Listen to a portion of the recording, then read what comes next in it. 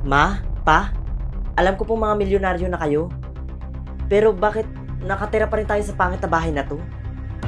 Darling, ito na siguro yung time para sabihin natin yung totoo. Sige darling, sabihin mo na. Ha? Ang alin ma? Anak? Ampun ka lang namin. Ha? Ampun lang ako? Bakit ngayon nyo lang sinabi? Natatakot kasi kami anak, baka lumayo yung loob mo sa amin. Anak!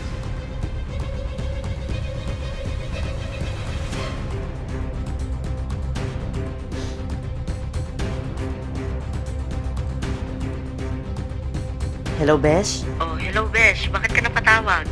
Besh, pwede bang maki-sleep over muna ka sa inyo? Ha? Bakit Besh? May problema ba? Wala, Besh. May family issues lang. Ganun ba Besh? Sige. Punta ka na lang dito Besh. Hintayin kita ha? Salamat, Besh, ha? Oo, sige Besh. Mag-iingat ka sa pagpunta dito. Sige.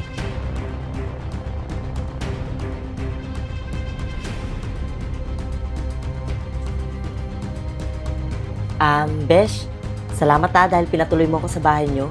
Oo naman, Besh. Siyempre, kaibigan kita eh. Ang laki pala ng bahay nyo, Besh. Besh, nasaan nga pala yung mga magulang mo? Nag-business trip sila, Besh. Anak, nandiyan na pala si Mom and Dad.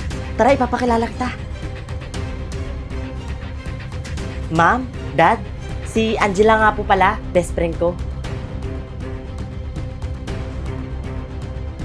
Hello po tita, tito.